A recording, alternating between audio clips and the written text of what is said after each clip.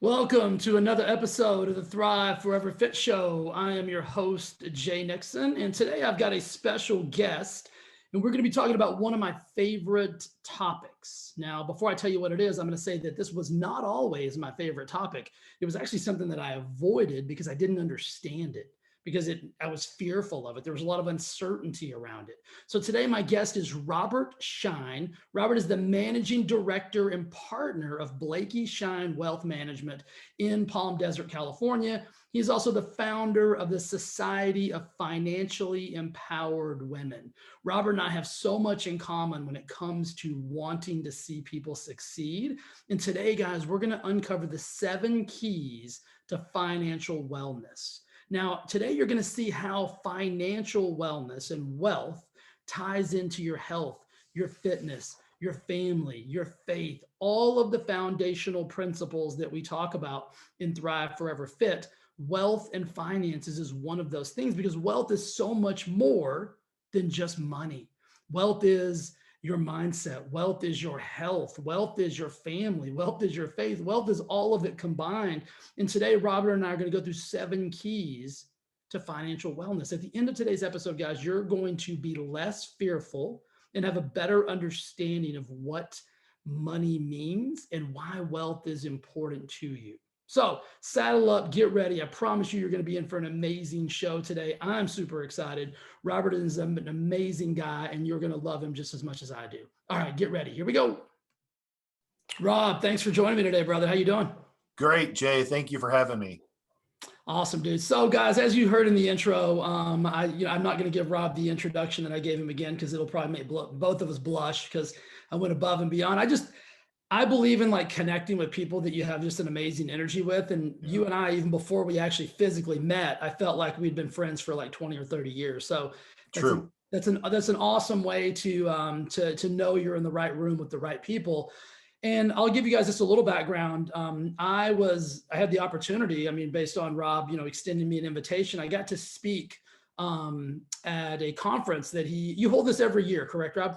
This was our second year, and this year we had to go virtual, a little bit different, but it was very successful. Yeah, it's a Confidence, Women, Wealth, and Wellness. So we call it the CW3 Summit, and we just had it this last January.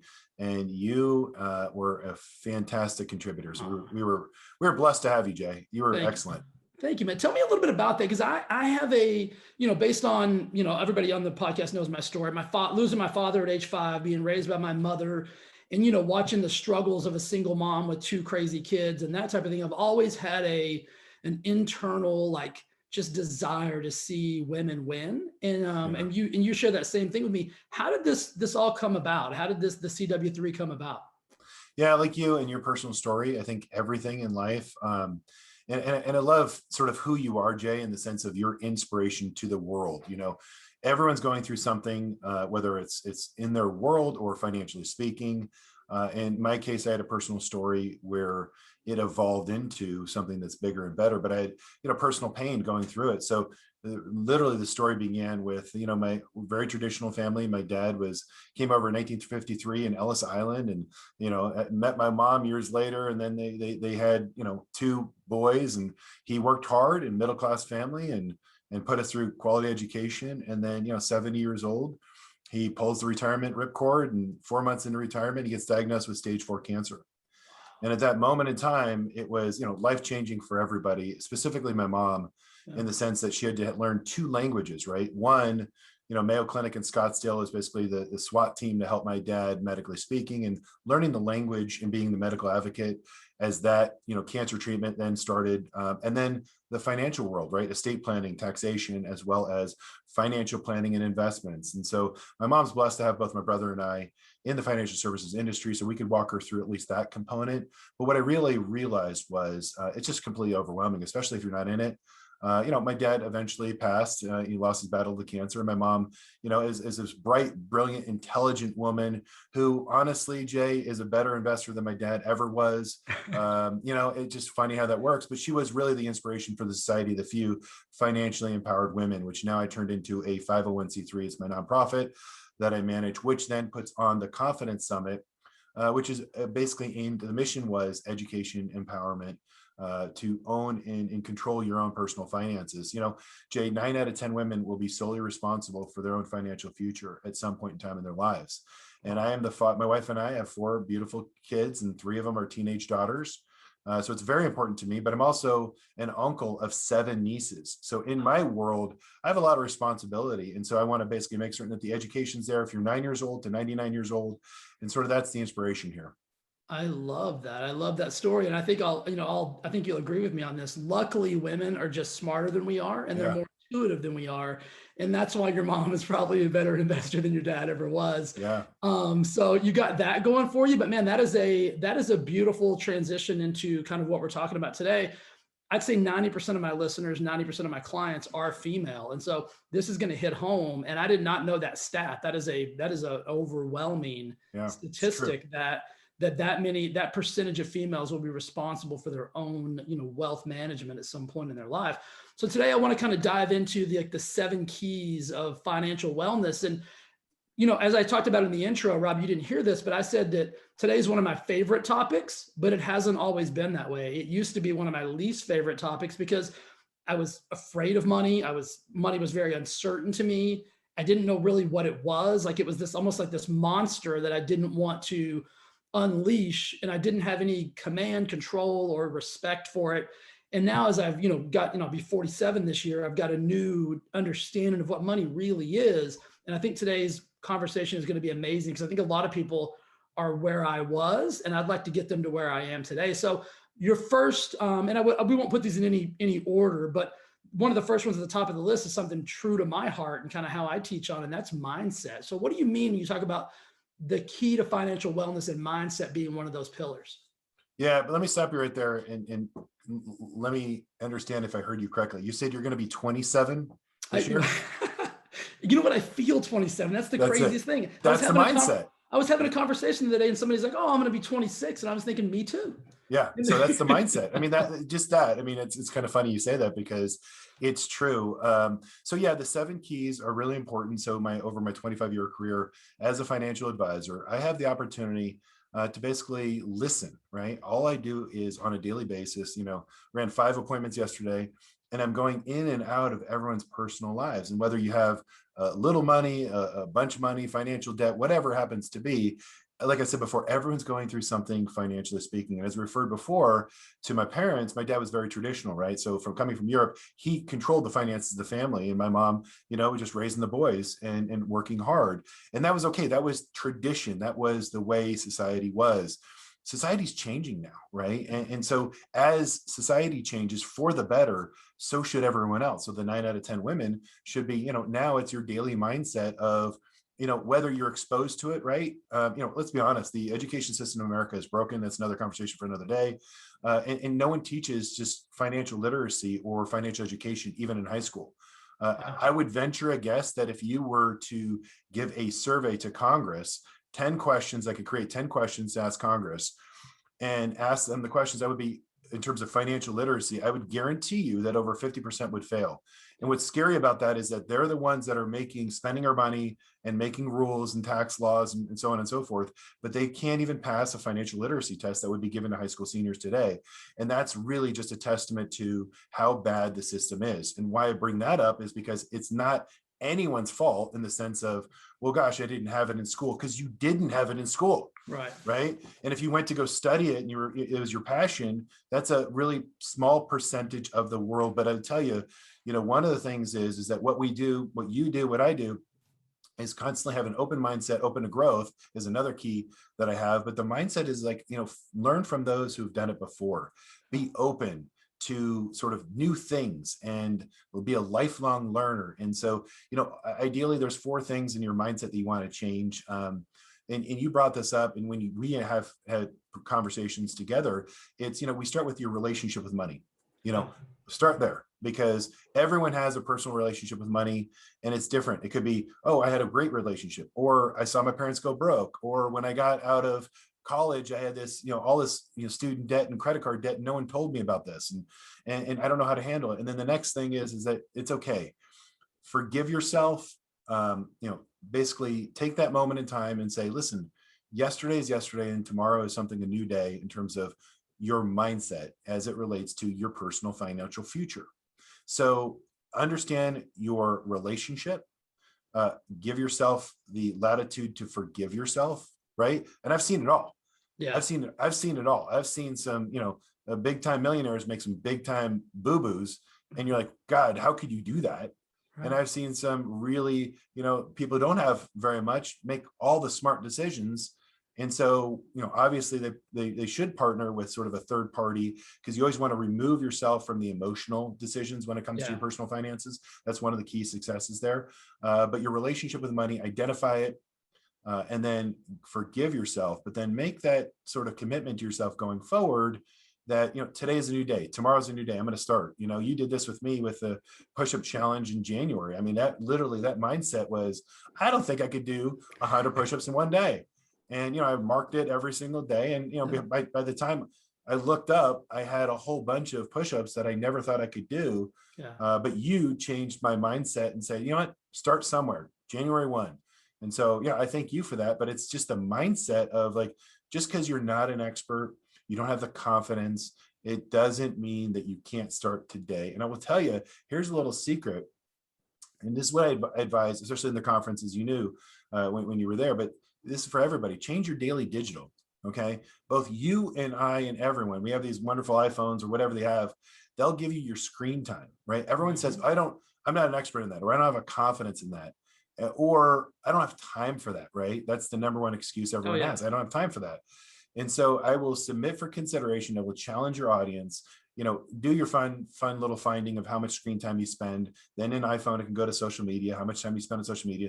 Then you realize, oh gosh, you do have time. I'm not suggesting to anyone change your daily habits, right? That's hard to do as it relates to social media, whatever you happen to do, where you subscribe to get your information. What I will submit for consideration is add in, the Dave Ramsey's, or, Blanke Schein Wealth Management, or the Confidence Summit, or anything, CNBC. It just include in your daily digital, the financial literacy, the financial wellness, the financial component that's missing from your daily digital. Because what happens, as well as I do, repetition and the daily drip will then start building and snowballing that confidence. Yeah. And I will tell you, TikTok has got some great stuff as well. Oh, I didn't know that. That kind of leads us into our second point. But before we do that, you hit on something that is so vital in that first piece, because I've been there, and I know a lot of people have been. You said you've got to forgive yourself. And I always talk about this in all elements of life. Like, when you're ready to make a change, you've got to do that without judgment, right? And when we judge ourselves, we tend to regress. And so you've got to, when you're looking at your financial, components as they are right now, do it without judgment and give yourself some grace. And then also don't be afraid, because this is where I used to be. I was like, well, I don't want to go to a financial planner because they're going to judge me. And that's just a limiting belief on my behalf, because if you find the right person, and Rob manages my money. And so I have a great relationship with Rob. I trust him. I know he's not going to judge me and those types of things, but it's their job to not judge you guys. It's their job to help you. And so don't, kind of remove that limiting belief from your internal ecosystem. And I think when you stop judging yourself, you'll stop thinking that someone else is going to judge you for, your mistakes or your whatever it may be. And then the next point, Rob, you led to this, but you said, introduce this into your kind of daily, your daily regimen. And it's the education piece for, wealth and wellness. So talk to me a little bit about that. Like, why is that so vital? Yeah, going back to the judgment, you bring up a great point. I mean, I'm sure people see that in the world of fitness, walking in there, and, same thing on the financial side. But I will tell you this from my experience, I'm sure you could relate to, you personally are harder on yourself than any judgment from anybody else. So again, just forgive yourself, get over it. Don't be ashamed. And oftentimes you're probably better off than you actually think you are. Yeah. So take that step, that leap of faith. I think that's a very, very good point you brought up. This may help people. And I believe I'm being ultra vulnerable. Guys, at one point in my life, I had $40,000 in credit card debt. Pause and let that sink in for a second. $40,000. You don't think I was not judging myself harshly? And I can tell you today, I have zero credit card debt. And so it's possible, it's doable, it's achievable. And the first thing I had to stop doing was hiding Yeah. everything up to myself, from myself, and everything because I was so embarrassed. I'm like, what are you doing, Jay? You seem to be an intelligent person. You seem to not be crazy. Like, how could you let this happen? I judged myself so harshly. And it wasn't until I stopped judging myself and said, okay, I'm going to formulate a plan to get out of this. And I did. And now zero. So it's doable. I don't care where you are. There's a way out of it. And it starts with just acknowledging it, not judging it, and then formulating a plan of action, which is Rob is going to talk about the education pieces, which I had to do because like Rob said, my entire life, nobody taught me hey, here's a piece of plastic. You can do whatever you want with it and they'll let you do it. And I'm like, oh shit, let's go to Yeah. Mexico. Let's do this. Let's do that. And so it's easy to get into trouble. So let's dive into that education piece a little bit. Yeah, education is huge.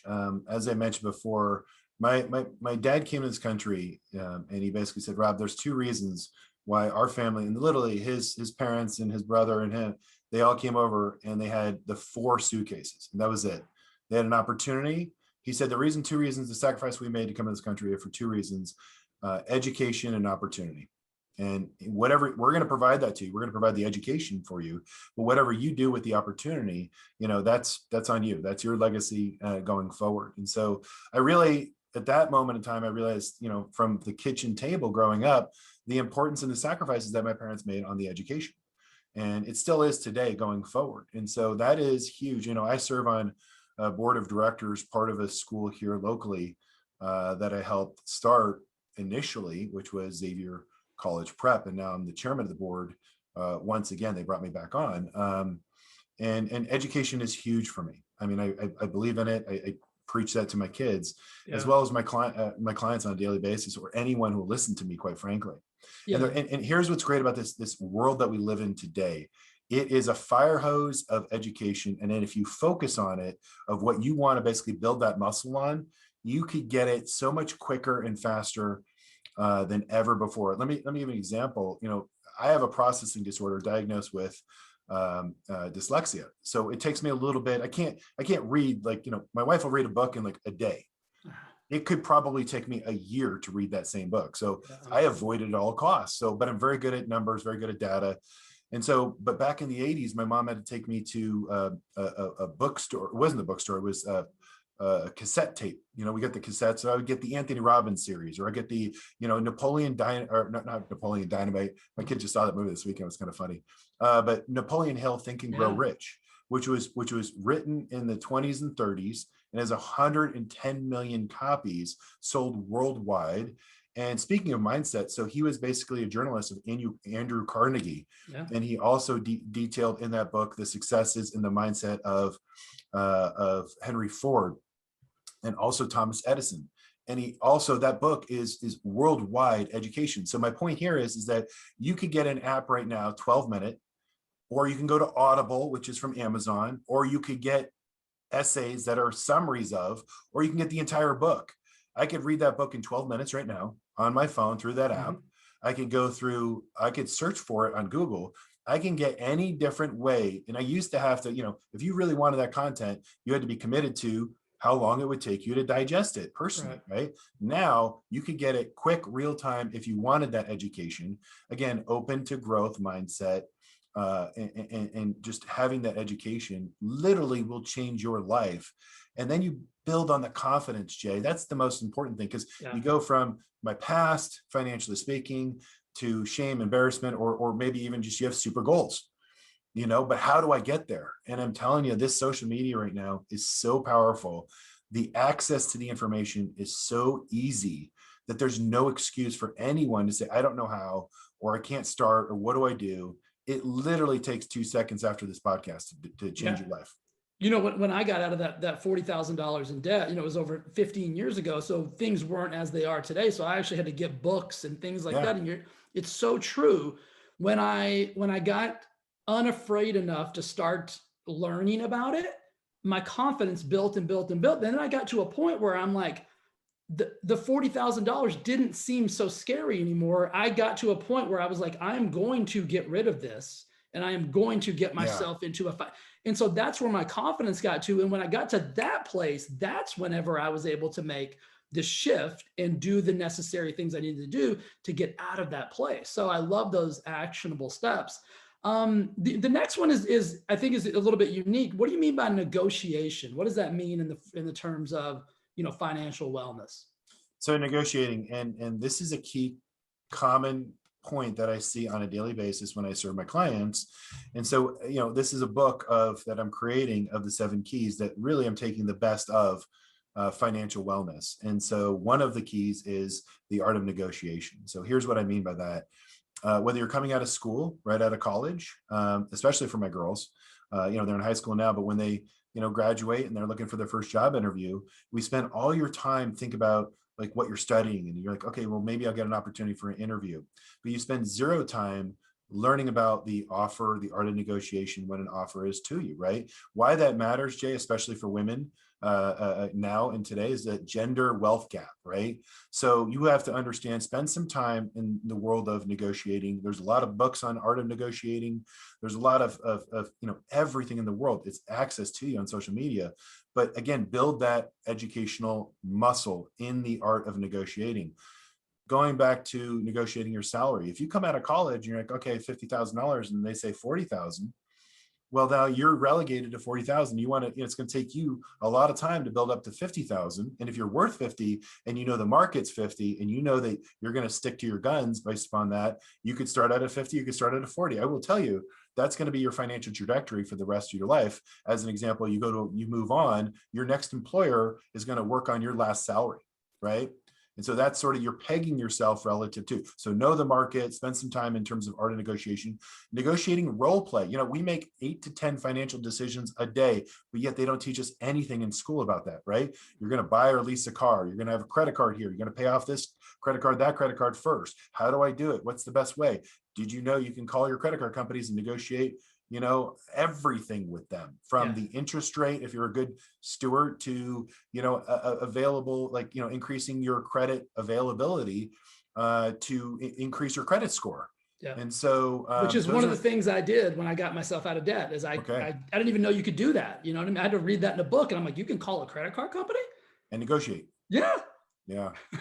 Yeah. And so it's unfortunate, and everything, whether it's, negotiating for your house, negotiating for, interpersonal relationships, where, we have 4 kids, and, the worst negotiation is the one you don't know you're in. So when kids come into our room, they say, hey, mom and dad, what are you doing for Saturday night? It's a loaded question. I already know they have plans. I don't know what they are. So I have to then negotiate what our plans are if my wife and I have date night to what their plans are, and if I'm going to be the Uber taxi, right. And so there's negotiating in all aspects of our life. And so it's another educational component where you can, and everything in life is negotiable. It really is. And don't be afraid, and don't feel like, don't feel like, oh gosh, I, shouldn't, or I feel bad, or no, it's the way. If you go to other cultures, other countries, if you don't negotiate, you are insulting them. Right. And if you've traveled around the world, there are some cultures where it is built into, and it's not about the price, it's about the art of the game, the deal, and negotiating. So there's a world around us there, in the United States, it's something, that just become more familiar with. And again, you'll help your own personal financial life. Something that I think goes back to the financially empowered women and kind of what we're talking about. I saw something today. It was like a meme that irritated me. For Lori, my significant other. I mean, she's a powerhouse female. I mean, she'll negotiate. I mean, she's negotiating with me right now. She's not even home, and she's winning. That's the. But I saw a thing, and it was talking about the GOATs, like the greatest of all time in sports. And it was a meme, and it had Sue Bird, who's probably the greatest female basketball player of all time, and it had LeBron James. And it talked about their average salary. LeBron James was close to $30 million a year. Sue Bird's was just over 10, right? Let's look at the disparity there. And she's just as good as he is at her craft, at what she does, at putting the ball in the basket, at winning championships, but yet he makes that exponentially more than she'll ever have access to make, which isn't where the negotiation can come into your favor, no matter who you are. And I think a lot of times females feel bad about negotiating, like they don't, Right. Yeah, and so lose that mindset, ladies. You deserve what you are worth, and go get it. I'm all for it, and I know Rob is, and we want you guys to feel empowered. So let's move on to the next one, Rob, and it's plan. I mean, which makes sense when you just say it, but break that down for me in terms that everybody here can understand. And what does that mean when you say plan? Sure. What we do for our clients is create a financial plan, and it's basically encapsulating sort of your past, your present, and ultimately your future. And why that's important is because everything is can be solved, and and there's different paths you can go, and there's different journeys you can take. And the decisions that you make today could either accelerate or prolong what your ultimate goals are. So, but you and I are, entrepreneurs. We're high performing in terms of just the way we do things in life. We write down our goals and we write down plans, and just constantly be obsessed with that is one of the key critical things. But the plan is important because it's going to really keep you on track, and it'll help you see things clearly from a different point of view. I know there's a lot of talk on planning, and you and I are both entrepreneurs, as I said before.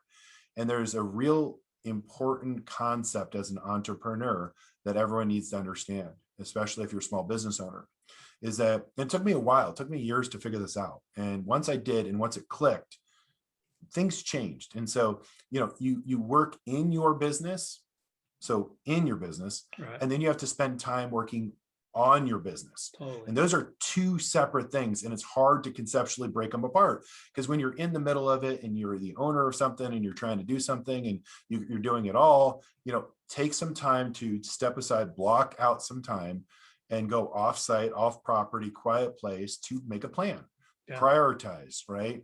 And then think about what's most important to what you're working on, and then go back in and execute. You're both in, and then you take a time out, and you're still working, but you're working on. And I'm telling you, it's the working on is when my business changed. And basically, it's just planning. And that's what we do for our clients as well. We look at everything, and you start planning and start doing the what if scenarios. Millionaires on average spend, like 5 to 10 hours a week on learning and studying and working on their personal finances. That seems a lot, but if you change your daily digital mindset, you can start building up to that really quickly.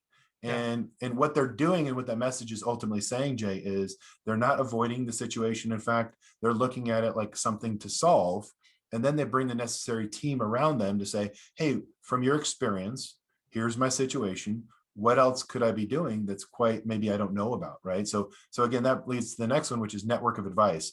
Is another key to financial wellness, which is build your team, whether it's your financial wellness team, whether it's your financial or your personal health wellness team, accountability, or, hey, Jay, you've seen it all. I've been trying to lose this weight for the longest time. What are you doing? Yeah. Right? Yeah, I call this, if you guys listen, you guys listen to the podcast, that what Rob's referring to is what I call the circle of success. And that is your core team, whether it's fitness, financial, faith, whatever it is. You need a core team of peers and advisors and people that you can rely on. And that's what Rob's talking about here, is that network of advice.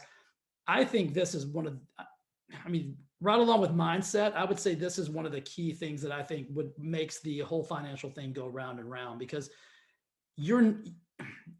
I'm an expert in health and fitness. You can ask me anything health and fitness wise, and I'm probably going to know the answer and know somebody who does. I'm not a financial expert. And this is why Rob is in my life. He's a great dude, but he's in my life because Rob is my circle of success piece when it comes to my financial pillar. And it's vital that you get one of those. Rob, what would give some advice on finding that person that works for you, or that network, or how do you find that?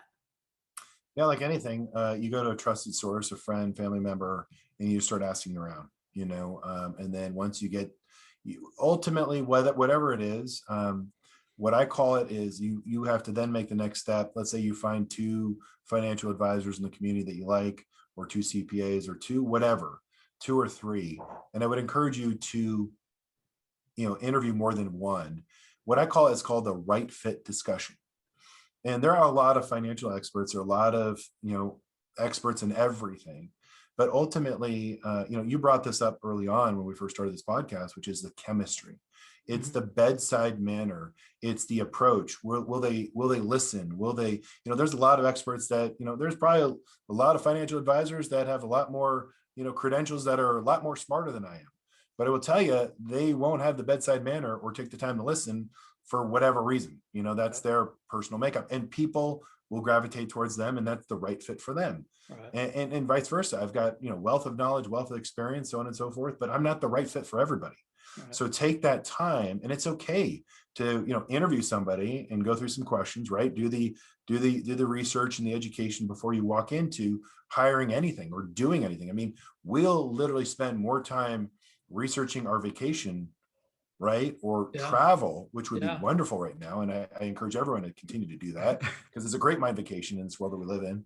But there'll be more time spent on your personal travel in terms of research Yeah. than in terms of your personal finance or even your team, if you will. Yeah, it goes back to, I mean, several of the things you talked about, the education piece, right? Like we spend more time scrolling through Facebook. If we just spent a fraction of that time, learning about our, our financial wellness and our financial, pillars, I mean, we could get really versed. And one of the great things that I love about Rob, and I'll give you guys how I operate, is I will never, ever, one of my core values is I don't work with people that I just don't like. And I don't mean that I don't like them, but if I don't have a connection with Right. somebody, and I can't be me 150%, then I can't work with that person. And so that's why Rob was the right fit for me. And like I said, I felt like I knew him for 30 years before I ever even actually Yeah. met him in person. And so pay attention to your intuition and how you feel about it, because money is scary. And if you're having someone advise you on your wealth that you don't feel comfortable having just a coffee chat with, then that's probably Right. not your right person. You're 1,000% right, because if you, in that front end, if you're not jiving and that relationship's not going to get off on the right foot, if you will, you're going to have money problems or situations, or things that you want, you want to go buy this, or you want to do business acquisition. They're going to be the world of finance that you're going to need somebody to lean on. And if you don't have that relationship right up front that's solid and you feel good about, you're never going to reach out and ask that question. Right. And you I mean, need that. Yeah. yeah, here's what I know. Like I'm you guys know I'm not a Lamborghini guy, but I hope when I call Rob and say, "Hey, I'm about to buy a purple Lambo," he's like, "We're not going to do that today, Jay." Not Right? purple, not purple. Exactly. But that's my point, right? I would not be afraid to call Rob and be like, "Hey, man, I'm about to purchase this, whatever," and he'd be Yeah. like, "That's probably a stupid idea," and I'd be like, "Okay, thank you for that." Right? He could say Yeah. it just like that, "Jay, that is a stupid idea," and I would Yeah. take offense to it. I would appreciate that, instead of Sure. him letting me buy a purple Lambo and then I got to find somebody to sell this to. Right. Yeah. I mean, that's it. I mean, and to be honest with you, when you are like personally involved in your own personal finances, I've seen this. This is behavioral finance 101. It's almost like when doctors are not allowed to operate on their family members. Yeah. It's that emotional attachment. So when there's some blind spots, whether you want that car or Yeah. you want this, that you're going to personally justify every aspect and sort of blind out all of the, hey, that's, why you shouldn't do it. Right. Right. So you get a third party that's not emotionally involved. I mean, when I do sort of buying and selling on my own personal account, I will consult with my other partners here and say, hey, by the way, I'm looking at doing this personal. I mean, I could literally invest, and I do on a daily basis, millions and millions of dollars. We manage over $500 million in client assets. So investing is literally easy for me on Right. somebody else's investments as it relates to their personal financial plan. Right. When it comes to my own personal thing, I have to get a double check. I have to Yeah. literally say, wait a minute, I want to pull the trigger. Am I seeing it? And we do that in the office as financial professionals. Yeah. There's an emotional attachment to and a blind spot as it relates to personal finance. So we do it as professionals, and we do it for our clients, and it's easy. If you would come to me with a money problem, I can easily say, Jay, do this or don't do that. Right. But if that same money problem, if I was in your shoes, I might have a financial blind spot. It's Yeah. just emotions. Yeah. I consider it like being too close to the fire, right? When you're so Yeah. close to a problem or to a situation, you can't see all the peripheral things around it. And so this goes back to needing a team, right? Needing that network of Right. people. You touched Right. on, you said family a while ago, and that's one of the financial, the keys. What is the family piece of that, and how does that tie into wellness? I mean, to financial wellness? Yeah, family is obviously not only your biological family that you've been blessed with, and all the dynamics, interpersonal relationships as it relates to that, and finance. And I'll give you an example of that in a second. But I also mean friends, right? Those people that are in your life that are your extended family, not blood related, but they are closer than even your blood, if you will. And Right. so family as a big whole, community in your personal life, who you care about and they care about you, is that definition as it relates to. But also then when it comes to finance, right? Jay, do you know that like 95% of all the NFL guys, when they retire in 3 years, are broke? I do, because I used to consult for the NFL Oh yeah, you alumni. did. Yeah, and Yeah, so I've seen this yeah, firsthand. Guys that I would watch on TV, and I would go to these like NFL charity events and whatever, and these guys didn't have two nickels to rub together, and you would have thought that they were the most successful people on the planet. So I do know that, but most yeah. people probably don't. And no, ESPN just updated the survey, and every year it's like, you got to be kidding me. And it's tragic. And yeah, you were in that space and you were in that field and you saw it firsthand. And my point I'm making here is that, those guys have people around them, right? Friends and family, and it relates to personal finances. Hey, can I hit you up with, can I borrow this? Can you do this for me? And you don't know, again, it goes back to negotiating, but you also, know how to communicate properly to them. And it's no different than me communicating to, let's say, my teenagers that want something, right? It's no is no. If I'm telling you no on something financially speaking that you want from me, it's no for right now, right? That's one of the lines that you can use. Hey Jay, I know you're thinking about this, but the answer is no. But it's not. It's no for right now. And Right. for it to change, these things have to change. Is really what you follow with Yeah. with when we talk to our kids. Because they're always saying, "Oh, mom and dad are always saying no." Like the answer is no. Or a friend or family member wants to borrow money. Like I said before, Dave Ramsey's got a great series. Tune into him about how to communicate with family and what expectations are. I will tell you this: there's two rules of money when you're lending or borrowing from family members. Number one, if you're borrowing money, you have a term that you're going to set up with them. Let's say I'm borrowing 5,000, 10,000, whatever it is, and you have an expectation. So term is like 1 year.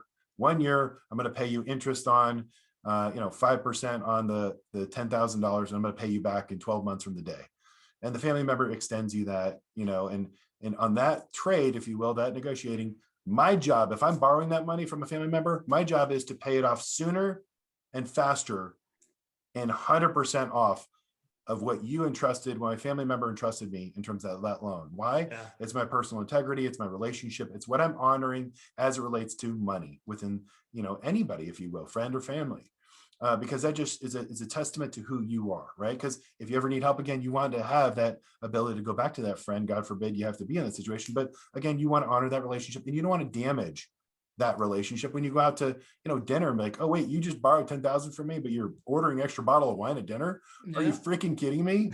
Like, how is that not going to be? How are we not going to talk about that on the night ride home, right? Right. Or the other side of that is, when you, let's say, when I lend to my family members, if you will, that same term, I am expecting not to receive that money back.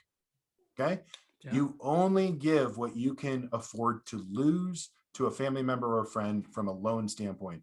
Because what happens is, then if it's out of my mind, I can still be and maintain that relationship. If you happen to surprise me back, if that family member pays me back sooner and whatever and honors that relationship, then that's a quality relationship going forward. I will hold and harbor resentment forever because you're never going to honor that on a go forward basis. So the only way for me to maintain that relationship is to, and I don't ever want to put myself in a personal financial, bad footing by sacrificing, always take care of your family first. So if you really can't do it, don't do it. But that's the two rules, right? Pay it back sooner and faster if you're borrowing, and lending, say sayonara, you're never going to see it again. And if you happen to do it, wonderful. Yeah, it's kind of like going to Vegas. Like if you're taking $1,000 to Vegas, you better be okay with coming home without that $1,000. You're 1,000% right. Right. And that's the only way you can have a healthy relationship in that world of lending money. And unfortunately, that's the world that we live in today. There's always that somebody needs help, but you could always refer them to a financial expert before you become the, bank of savings and loan. Yeah, That is unbelievably great advice, because I think a lot more people than we even know are put into that scenario or situation on a daily basis, and they Yeah. don't know how to react. So Capital One just came out a survey for you, and I looked this up.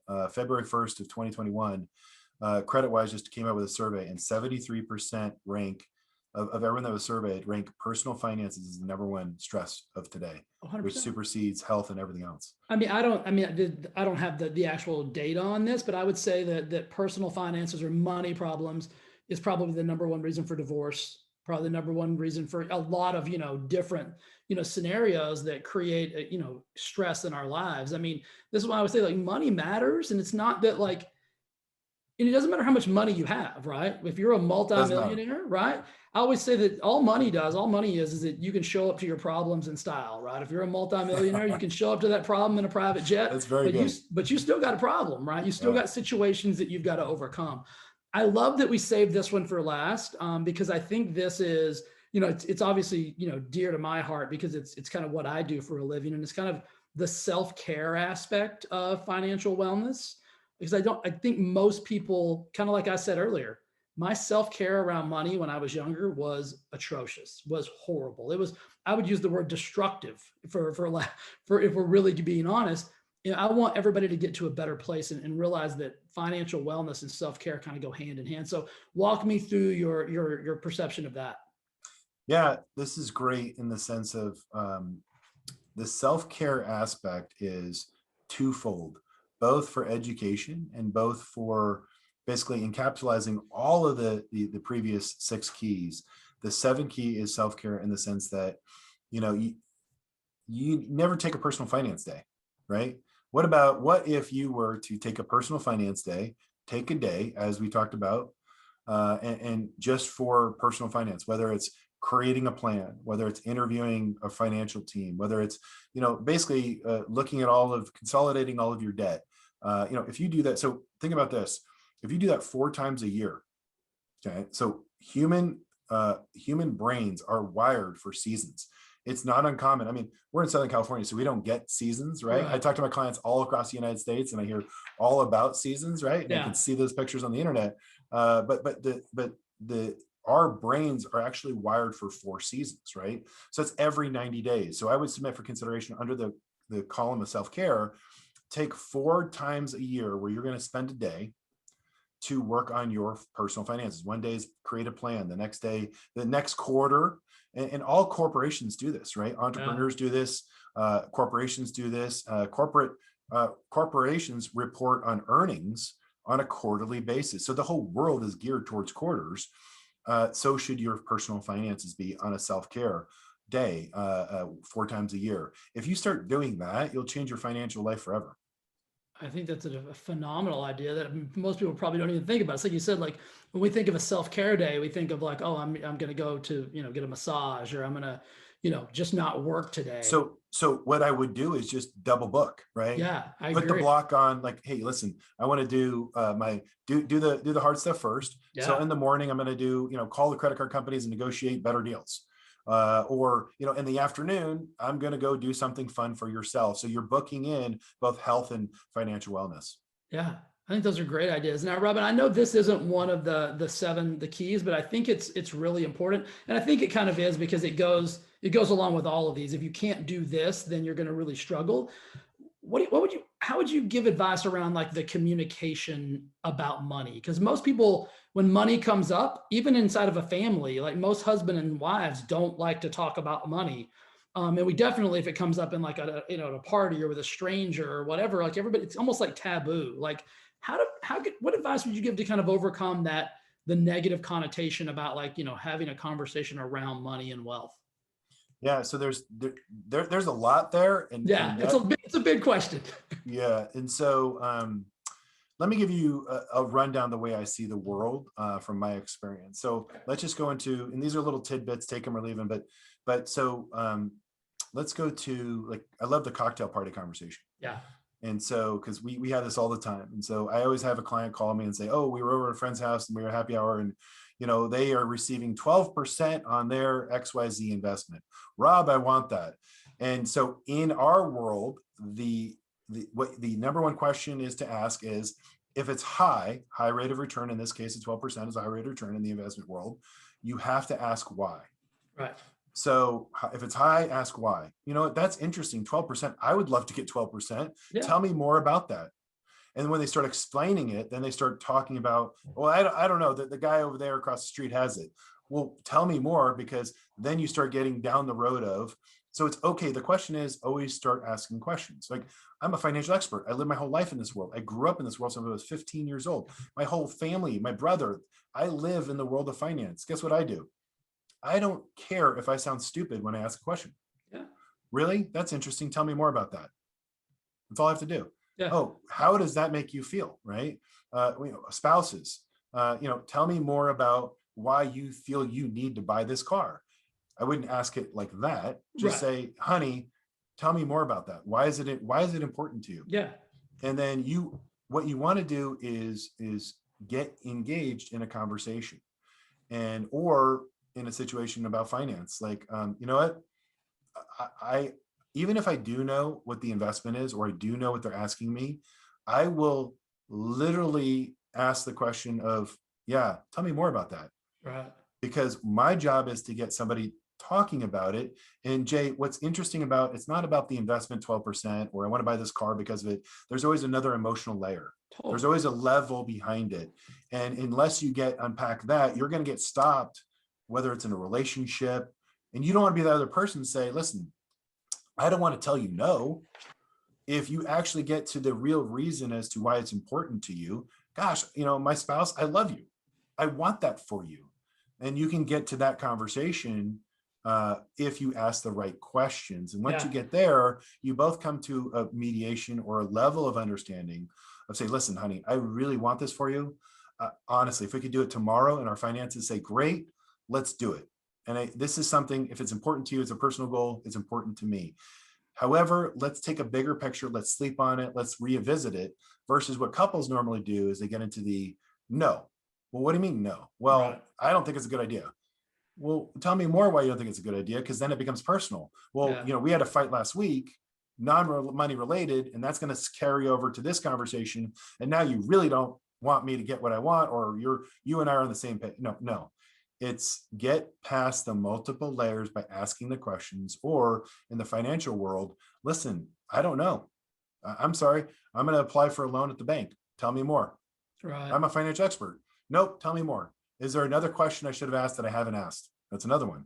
Is there something I should have asked that I haven't asked? And so, those are sort of little tidbits that it's okay. Listen, if I'm a financial expert, if you will, or a guru, and I play dumb all the time, my wife is like, why are you doing that? I'm like, because I really want to get to the real root of what they're asking. Yeah. Because ultimate time, there's always something behind it. And it's okay. I don't care looking like an idiot. Yeah. I really don't. I honestly don't. In fact, my kids tease me all the time, like, Dad, you're so embarrassing. You're such an idiot. Why, don't you know that, or whatever? I'm like, yep. Someday you'll figure it out. It's called wisdom and experience. Yeah. I always say this in my world is it's the initial question is usually not the question, or the initial, emotion is not really what the outcome is going to be based on.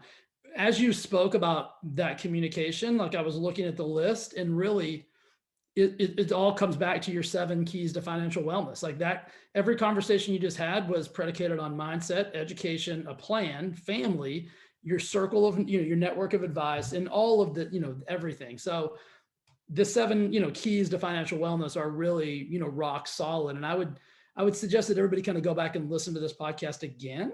You mentioned a book. Talk to me about that. What's going on? The goal is to have a book between now and year end. We're about 90% done. Okay. But I'm gonna have to talk to you, because you've been down this road several times. So you and I are gonna have to hook up, and you have to give me some advice. Again, I don't know what I'm doing, and it's okay to not know. And I want to go to somebody who's an expert and somebody who's been very well accomplished and very successful. So you and I will hook up, and I'm going to ask you a bunch of questions on, love it, where I am to where I need to be, and we'll create a plan to do that.